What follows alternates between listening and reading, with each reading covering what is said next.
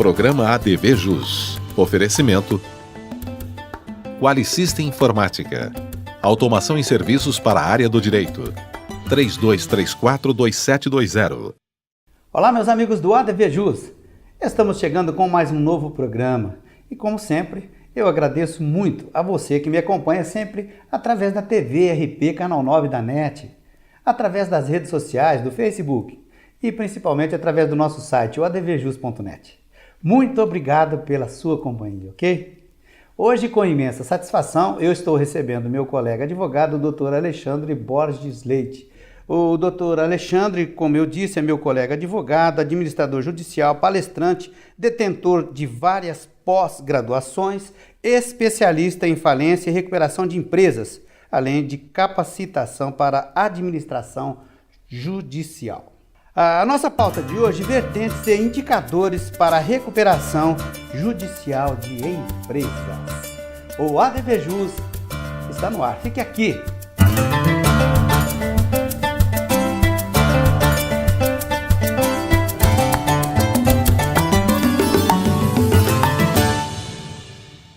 Doutor Alexandre, muito obrigado pela sua presença comigo hoje aqui no programa. Eu que agradeço, muito satisfeito com o convite. Espero poder compartilhar um pouco da experiência que a gente tem na área aí, com os colegas aí, com o pessoal do canal. Com certeza, doutor. Doutor, eu começo inicialmente perguntando o seguinte, né? A busca para a iminente recuperação em uma empresa, ela tem a origem ali, provavelmente, na má gestão. E mais no que, doutor? Na verdade, a gente tem vivido são épocas difíceis, onde a economia está tendo muita oscilação, né? Então, além da gestão também, que não é muito profissional, também a gente tem um pouquinho desse reflexo da economia, que acaba atrapalhando alguns setores, tá? Nós acabamos de nós estamos tentando sair de uma crise muito pesada, e nessa crise aqui, muito dos setores, setor de energia, setor de óleo, setor de combustível, todos eles foram afetados. Isso é um dominó, né? É um efeito dominó. Então, você acaba pegando, a cadeia acaba lastreando todo mundo nessa crise. Mas não é só isso também não. É óbvio que a gente tem aqueles administradores que precisam se qualificar e a pessoa nasce empresário e vive empresário, mas esquece que precisa se reciclar, né? Faz parte do negócio, né? O próprio mercado tira as empresas ruins do mercado e mantém apenas aquelas que efetivamente exercem a função social, né? Ele mesmo se encarrega de excluir. É a mão do mercado, né? É isso mesmo. Doutor, às vezes o gestor, né, de uma empresa, na verdade, o senhor pode, na maioria das vezes, até ser o fundador, né? E às vezes ele pode ser que ele relute ali para que seja desencadeado um processo de recuperação judicial. O senhor acha que essa relutância, essa demora pode prejudicar ainda mais ou não? No Brasil, a gente tem uma característica muito peculiar, que as empresas aqui são quase todas familiares, né? E para o empresário é como se fosse uma vergonha ele entrar com o pedido de recuperação judicial. E um dos problemas mais sérios que a gente tem hoje na recuperação judicial é o time. É o time de se pedir a recuperação judicial. Porque o empresário ele fica muitas das vezes esperando, aguardando o último momento para poder pedir a recuperação judicial.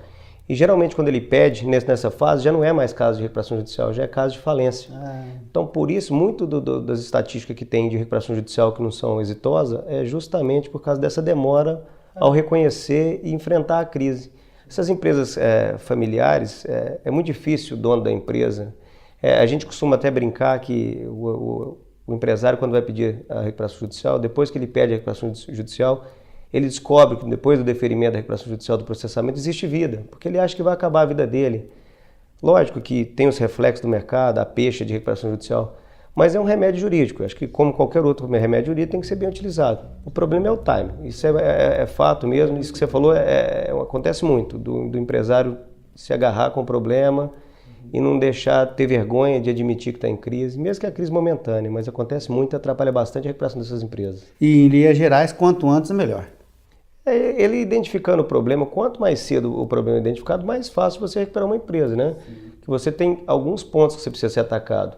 Agora, quando a pessoa já está a empresa já está naquela crise, aprofundada na crise, muito dificilmente, e principalmente porque bloqueia um pouco de recurso. Não tendo recurso novo, numa empresa já desgastada, é difícil, a recuperação é difícil nesse sentido. Já foi, né, doutor?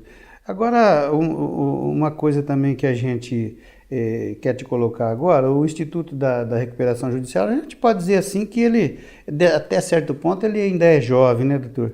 Mas já tem sua eficácia comprovada. O senhor diria que pelo menos alguma parte, alguma percentagem dos empresários já tem essa consciência? Eu acho que tem sim, eu acho que essa legislação da Lei 11.101 de 2005, ela é interessante. Eu costumo dizer que essa legislação é a mais parecida com o common law americano, sim, porque a gente vive de precedentes. Quem efetivamente estuda somente a Lei 11.101 não consegue advogar e trabalhar nela nos termos que ela exige. Até porque ela exige uma equipe multidisciplinar, né? Porque ela envolve economia, administração, direito. Então, assim, eu acredito que os empresários estão, sim, cientes dos benefícios dessa legislação. Óbvio que tem empresários e empresários. Tem gente que usa de instituto para poder aplicar vamos dizer assim, um golpe na praça. Como toda área tem nessa também. Bem, né, doutor? Mas a lei é boa e a lei é feita justamente para o princípio da preservação da empresa. A ideia é preservar a empresa, manter os empregos, gerar tributos, gerar riqueza, entendeu? Porque muitas pessoas dependem da atividade econômica em volta, né? Então, a lei é importante. Certo. Doutor, agora quais são, né, as maiores dificuldades do profissional, evidentemente profissional especializado na recuperação e na falência, perante ali o judiciário? Quais são os principais enroscos, doutor, encontrados? Hoje a gente tem muita dificuldade porque, igual eu estava comentando antes, esse processo é um processo de timing. As decisões dele têm que ser mais rápidas, tem que ser mais no momento específico, senão que se passar o momento, a empresa não consegue se recuperar. Então a dificuldade que a gente tem, não é só a gente tem só nessa área, não é nessa área um pouco mais. É a ausência de varas especializadas, regionalizadas. Isso é uma luta que a gente tá tentando abarcar aí, que o pessoal do Tribunal de Justiça compre com a gente e tal, para que tenha as varas especializadas. Você imagina uma cidade pequena aí que tem uma usina sucrocoleira, então ela tem uma recuperação judicial deferida, no outro dia o cartório, infelizmente, vira um tumulto. O judiciário tem pouca mão de obra especializada, a matéria é especializada, os cumprimentos são diferentes. Então acaba atrasando muito o processo, o que é? A falta de conhecimento. A falta de conhecimento não só do pessoal do judiciário, mas do próprio advogado, os advogados que militam na área. Então essa parte de especialização, de necessidade de vara especializada, de juízes especializados, porque hoje a gente se depara com juízes que estão em vara cumulativa. Então o cara tem que cuidar de recuperação judicial, tem que cuidar de falência, de família, de menor, de crime, de cível. E as decisões, como por exemplo, imagina uma autorização para pagamento de salários atrasados numa empresa. Se não for agora, a empresa já não tem mais, já paralisou, quebra. Então, assim, as decisões têm que ser um pouquinho mais dinâmicas, eu diria, né? Um pouquinho mais adaptadas. E essas dificuldades, o senhor sente também, elas são mais acentuadas fora do estado de São Paulo ou é a mesma coisa? Eu acho que assim, a cidade de São Paulo, a capital, tem as duas varas especializadas, né? Hoje são 3, mas a terceira está cuidando dos processos antigos do decreto-lei. Tem uma diferença muito grande nas varas especializadas, porque o cartório está treinado para isso. Óbvio que quando a gente fala no estado de São Paulo, a gente fala no judiciário mais antigo, mais bem preparado, mas a dificuldade é geral. A dificuldade a gente atua no Paraná, a gente atua no Mato Grosso, a gente atua em Minas Gerais. Você vê que a dificuldade é a mesma, é o desconhecimento, é matéria nova e é matéria que quase ninguém gosta, porque assim, quando você fala falência, recuperação judicial, a pessoa já pensa naquela empresa que já está quebrada, dívida, problema. Então, inclusive o cartorário geralmente não gosta muito da matéria, não. Mas é interessante o que acontece nesse processo, é o seguinte, mesmo que não goste, depois que eles começam a ver o trabalho que a gente vem fazendo, né, e ver os efetivos resultados, eles começam a gostar e começam a nos ajudar. Então isso é uma coisa legal que se observa nesse processo. Começa com um certo, não gosto, não quero, mas depois o cartório vai se identificando e vendo os resultados e apoiando a gente. Isso é muito bom, né? Legal. Meus amigos, um momento importante aqui no nosso programa, no ADV Jus, é o ADV Especial. Confira aí. Olá, quero te fazer uma pergunta. Me diz uma coisa, você negocia no seu dia a dia de forma estruturada ou empírica, com base nas experiências do dia a dia? Meu nome é Guilherme Bertipaglia e eu estou hoje aqui no ADV Especial para falar um pouquinho sobre estratégia de negociação para advogados. Veja bem, um primeiro ponto muito importante, e quero trazer aqui uma frase do Nelson Mandela em homenagem ao centenário dele. Ele disse que eu sou o capitão da minha alma. E assim, o bom advogado, o advogado moderno, tem utilizado e tem capitaneado as suas negociações através de modelos estruturados de solução de disputa com base na negociação. Eu confesso que tenho visto experiências maravilhosas da negociação na advocacia com solução de problemas dos clientes, dos colegas advogados, em um tempo próximo de 6 a 8 meses. E se a gente pegar algumas estatísticas, por exemplo, do Conselho Nacional de Justiça, nós temos que um processo judicial dura em torno de 9 anos como média. Esses são os dados do relatório Justiça em Números do CNJ. Um processo de conhecimento, em média, 2 anos e 1 mês, na fase no primeiro grau, para ter a sentença de primeiro grau, e um processo de execução em torno de 5 anos e 4 meses, para ter a sentença de primeiro grau. Então, a negociação tem sido muito utilizada na advocacia moderna e eu tenho auxiliado os profissionais de advocacia na estruturação técnica, metodológica e científica de modelos negociais que geram resultados de solução rápida, eficiente, com alto índice de satisfação dos seus clientes. E ainda, com relação a esse ponto, vale dizer para vocês que a negociação ela não gera nenhum tipo de prejuízo no cenário da advocacia, porque as pessoas ali na negociação só vão fazer aquilo que elas realmente querem, aquilo que realmente elas desejam. E acontece que quando a gente coloca isso dentro de um modelo estruturado, naturalmente os interesses e as necessidades de todos os envolvidos são construídos de forma conjunta, a beneficiar os interesses e necessidades de todos esses participantes. E vale dizer para você também que os honorários advocatícios não podem ser reduzidos em razão da solução na via da negociação, da conciliação ou da mediação. Essa é uma orientação que o Código de Ética da Advocacia traz para todos os profissionais. Então, é a oportunidade de solução célere, rápida, eficiente, com satisfação dos usuários, com a manutenção dos honorários digno do profissional da advocacia. Fico por aqui, um grande abraço e até o nosso próximo ADV especial. Ok, muito obrigado, doutor. Olha, nós vamos fazer um ligeiro intervalo, você sabe, aqui é rapidinho, voltamos já já, aguarde. Quali System Informática, automação em serviços para a área do direito. Desenvolvemos o Quali Jurídico com controle de processo, agenda, gerenciador eletrônico de documentos, andamentos processuais, relatórios com filtros e controle financeiro. Oferecemos consultoria, assessoria, suporte técnico, projetos de infraestrutura com rapidez, segurança e ética. Quali System Informática. João Arcadepani Filho 137, 3234-2720. Seguro de responsabilidade civil para advogados. Conheça na PMG Corretora de Seguros. Ligue agora. Legal, estamos de volta então com o ADV Jus. Hoje, honrosamente, eu estou recebendo meu colega advogado especialista em recuperação de empresas, o doutor Alexandre Borges Leite. A nossa pauta, vertentes e indicadores da recuperação judicial de empresas. Doutor Alexandre, evidentemente que existem aí muitos entendimentos, mas em nível de tribunal já pode-se afirmar, né, que já está ali, existe uma linha de aceitação sedimentada para os pedidos da recuperação judicial? A legislação ela é nova, né? Vamos falar, ela é de 2005, mas já existe uma jurisprudência consolidada do Tribunal de Justiça de São Paulo, das câmaras especializadas, não só do Tribunal de São Paulo, Tribunal do Paraná, Tribunal do Rio, Tribunal de Minas. Então a gente já tem uma coletânea de jurisprudência bem importante que já está dando mais ou menos o norte para os processos de recuperação judicial. Agora tem um projeto modificativo de lei aí que pode ser que dê uma atrapalhada nessa jurisprudência nossa, né? Porque agora que a gente conseguiu construir uma boa jurisprudência, eu diria uma jurisprudência adaptada à realidade brasileira, né? E agora vem essa possível mudança da legislação. Mas eu diria que sim, como eu comentei, é muito parecido com o common law, a gente vive de precedentes. Então, eu não tenho como falar que a jurisprudência não é boa se a gente trabalha em cima de precedentes. Então, são esses precedentes que têm caminhado, têm ajudado a recuperação judicial e a falência a caminhar no Brasil, né? Principalmente no estado de São Paulo, que por ser um dos precursores nas turmas especializadas, nas turmas julgadoras especializadas, a nossa jurisprudência é um pouquinho mais rica, eu diria.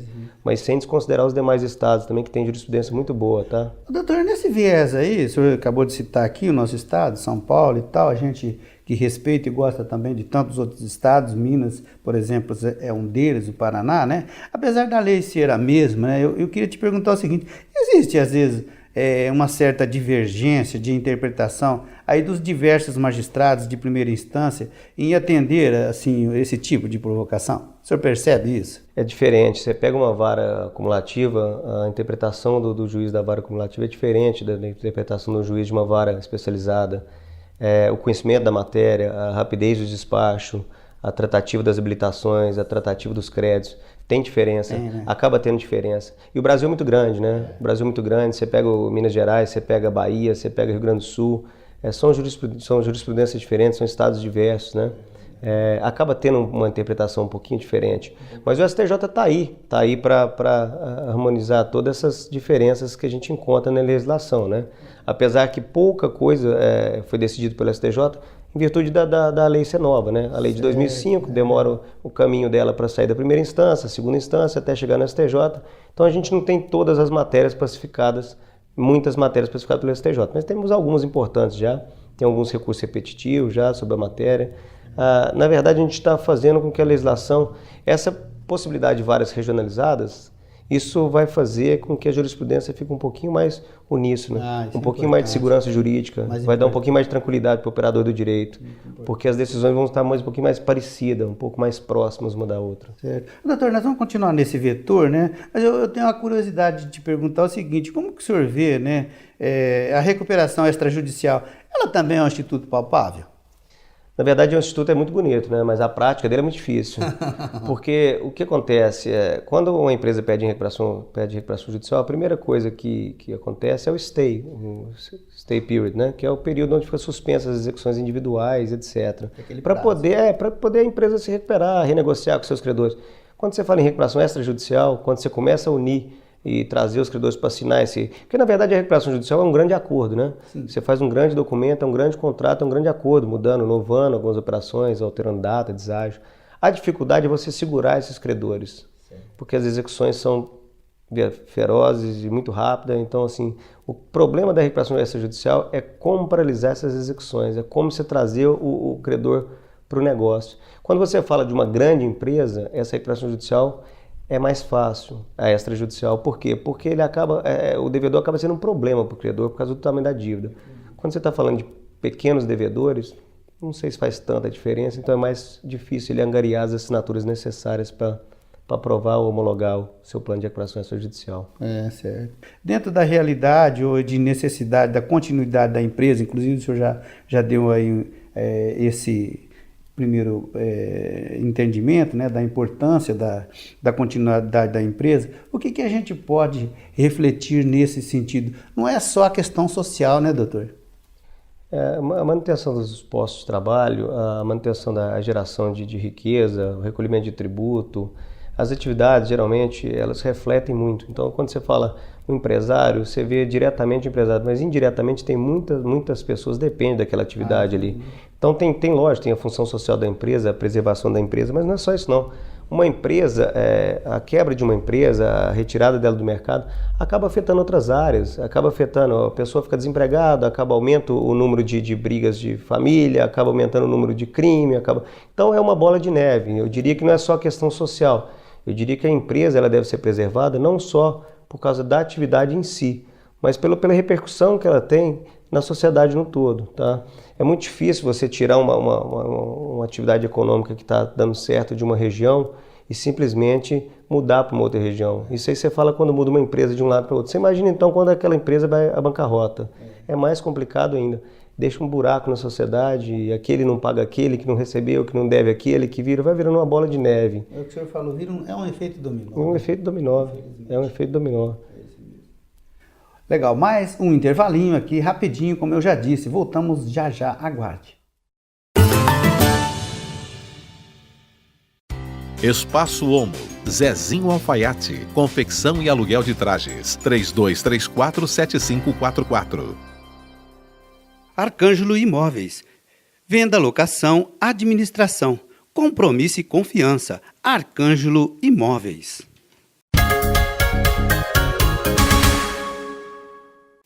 Acontece no dia 24, terça-feira, 19 horas, na FAAP, significativo debate e também o lançamento do Observatório das Eleições 2018.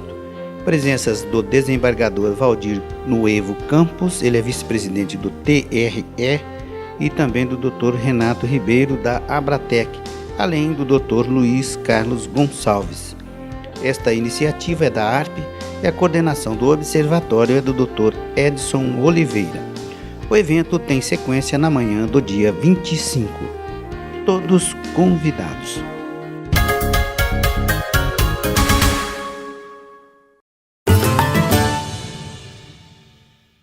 Legal, estamos de volta então com o ADV Jus. Hoje, honrosamente, eu estou recebendo meu colega advogado especialista em recuperação de empresas, em recuperação judicial, o Dr. Alexandre Borges Leite. E a nossa pauta é vertentes e indicadores da recuperação judicial de empresas. Dr. Alexandre, como ficam, né, os fornecedores, que obviamente são os credores, né, e de quem às vezes a empresa talvez possa depender para a continuidade das suas atividades? É uma coisa bem interessante se falar na questão de pagamento na recuperação judicial na falência, é uma diferença gritante que nem todo mundo observa, né? A recuperação judicial ela não existe uma ordem para pagamento dos créditos. Você pode iniciar pagando os fornecedores, depois pagar o trabalhista, pagar os bancos, etc. Não existe essa ordem. Existem algumas previsões legais que devem ser respeitadas. O pagamento da trabalhista é até 1 ano, diferentemente do que acontece na falência, onde já tem uma ordem de pagamentos pré-definida do artigo 83 e do 84. Então é diferente. A questão dos fornecedores, não é muito difícil para uma empresa aprovar o seu plano junto aos seus fornecedores, principalmente para microempresa, porque eles são dependentes um do outro. Tanto aquele é dependente da empresa para vender o seu produto, como a empresa é dependente daquele fornecedor também para poder rodar a sua operação. Certo. Então, não costuma ser muito difícil o acordo entre essas partes, a negociação entre essas partes. É óbvio que quando você fala em recuperação judicial, você fala em esforços, tá? Cada um tem que abrir mão de um pouco de direito para poder, no final, achar um denominador comum e acabar ajudando a preservar aquela atividade. Mas questão de fornecedores, em se falando em recuperação judicial, a gente não vê tanto problema.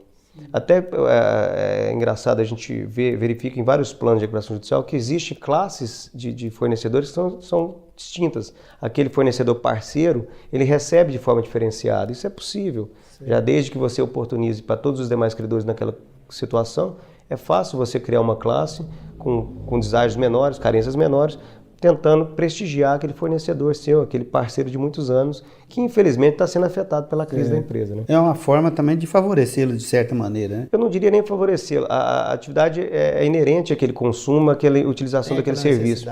Então não é nem favorecer, é o básico da necessidade de vida da empresa. Então como você tem aquele relacionamento, geralmente é um relacionamento de anos, você pode sim dar um tratamento diferenciado na recuperação judicial àquele fornecedor essencial, para poder você efetivamente não ficar sem aquela geração, sem aquela produção, sem aqueles fornecedores que são básicos para a atividade dar novos passos, né, tentando se recuperar.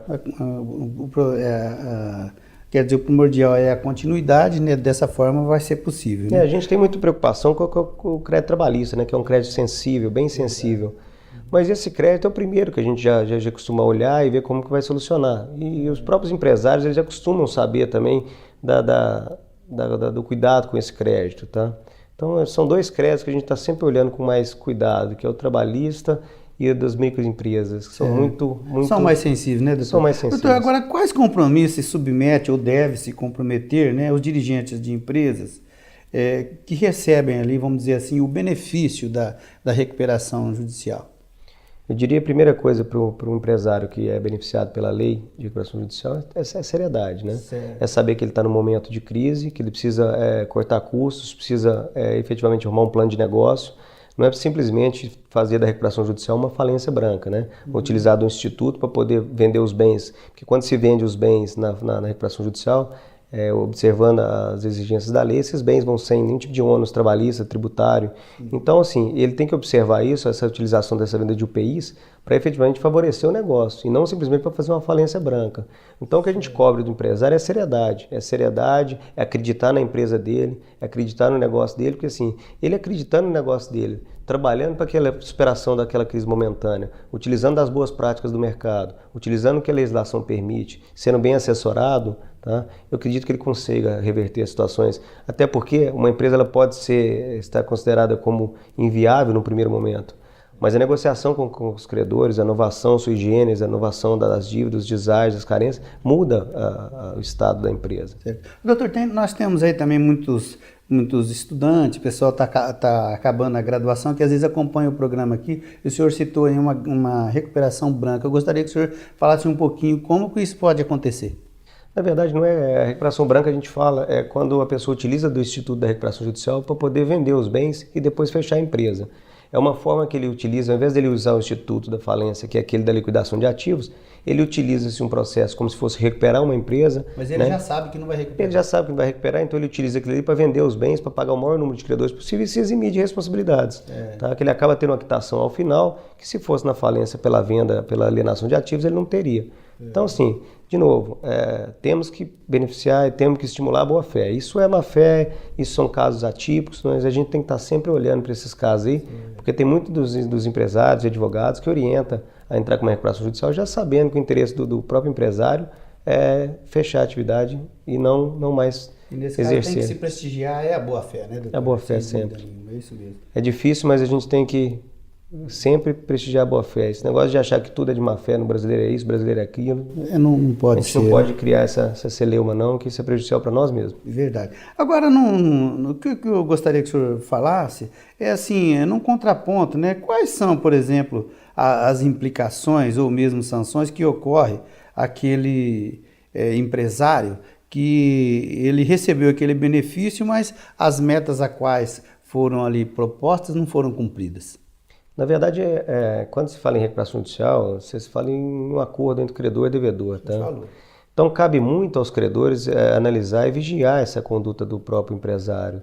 Porque o empresário, ele tem, durante o período de stay, ele tem um período de negociação, ele tem aquele ambiente favorável, porque ele não está sendo executado, ele tem aquele ambiente favorável para ele negociar com seus credores. Tá? Mas cabe aos credores fiscalizar a empresa. Aí vem a importância do administrador judicial. O administrador judicial diligente é aquele que visita a empresa, é aquele que faz as funções, não só aquelas que estão descritas na lei, mas as funções transversais.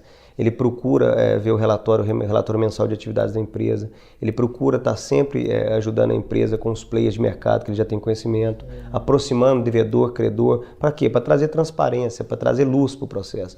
Você trazendo luz para o processo, transparência para o processo ele tramita calmo, sem muitos recursos. Os credores acabam acreditando no procedimento recuperacional da empresa. Tá? O que se tem de cobrar de um empresário é a transparência, é a seriedade, é levar o processo de recuperação judicial como se fosse um problema, não só dele, mas um problema da sociedade. Óbvio que a lei ela tem os artigos dela que pune o empresário que sai, que começa a cometer ilícitos ali dentro desse processo de recuperação judicial. Mas eu acho que não, acho que os credores, junto com o devedor, acho que trabalhando os processos, trabalhando a empresa e vendo esse relatório mensal de atividade, eles conseguem deixar o processo dinâmico e acreditando que a empresa se recupera sim.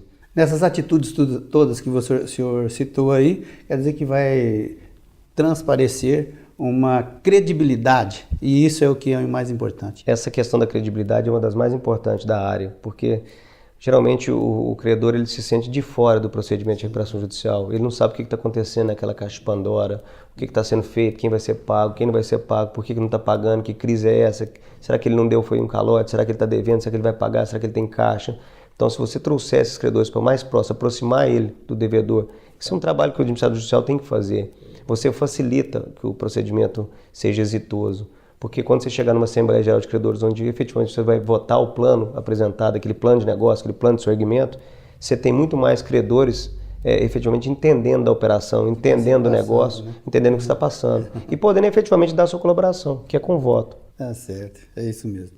Meus amigos, mais um ADV especial aqui no ADV Jus. Confira. Olá, meu nome é Júlio César Bronhara, sou advogado e hoje irei tratar sobre o assunto tributário. O tema que irei abordar hoje é sobre a restituição do ITBI na compra de imóveis na planta. Tema esse muito recente que vem sendo discutido nos tribunais. A termos de informação, o ITBI é um imposto bem conhecido para quem já realizou compra de imóveis, sendo essa sigla usada para Imposto de Transmissão de Bens. Vem a ser um tributo municipal que deve ser pago na aquisição do imóvel, sendo que a oficialização do processo de compra e venda só será feita após o pagamento do referido imposto. O que acontece é que com a costumeira prática da compra de imóveis na planta, esse imposto acaba sendo aplicado de forma errônea e o município, que é o beneficiário final, acaba por receber uma quantia maior do que a devida, ocorrendo de certo modo um enriquecimento ilícito da fazenda municipal. Daí a controvérsia em saber qual a correta base de cálculo do ITBI, em se tratando de aquisição de imóvel na planta para entrega futura de unidade autônoma. A Constituição Federal, em seu artigo 156, dispõe que compete aos municípios instituir imposto, sendo tal regra repetida também no Código Tributário Nacional, em seus artigos 35 e 38, onde, em resumo, a instituição do TBI será realizada na transmissão inter vivos a qualquer título por ato oneroso de bens imóveis, onde sua base de cálculo será o valor do bem. O comprador deve pagar, então, pelo terreno que adquiriu no momento da contratação e não pelas benfeitorias futuras que seriam a ele incorporadas com o passar do tempo. Isto, pois, quando da contratação e do momento do recolhimento do tributo, somente houve a transmissão do terreno e não da edificação. Assim, não incide TBI sobre o futuro imóvel a ser construído. Lembrando que os adquirentes do imóvel na planta poderão em 5 anos requerer a restituição do tributo, evidentemente o fazendo através do seu advogado de confiança. Esse entendimento hoje de vários tribunais e até mesmo do STJ e do STF é que o ITBI deve incidir apenas sobre a fração do terreno, vez que a construção do imóvel, ainda que englobada no contrato, não autoriza a incidência do referido imposto. Fico por aqui, trazendo numa próxima oportunidade mais temas relevantes ao direito tributário. Um abraço e até lá. Ok, muito obrigado, doutor. Eu quero também, nesse instante, agradecer imensamente a presença do doutor Alexandre Borges Leite, que esteve aqui hoje comigo no nosso programa, que é curtinho, doutor. Muito obrigado pela presença conosco hoje aqui. Mais uma vez eu que agradeço, espero ter colaborado com o pessoal de casa aí. Espero voltar outras vezes para a gente bater mais um papinho a respeito dessa matéria, que ela é muito interessante. Para quem gosta dela, ela é apaixonante. Para quem não gosta, tem que começar a gostar, porque ela é muito importante para a nossa área. Tá certo, doutor. Eu realmente te agradeço muito. Eu que agradeço. Meus amigos, olha, eu sugiro que você realmente acompanhe, que você confira novamente este programa. É só você acessar o nosso site, que é o advjus.net, e que você vai ali poder conferir na íntegra, ok? Eu também peço que você se inscreva em nosso canal do YouTube, que é youtube.com/advjusnet, para que você tenha acesso a todo o conteúdo do nosso portal. E eu prometo voltar em breve com um novo programa. Fico por aqui. ADVJus, tô ligado. Um forte abraço e até o próximo.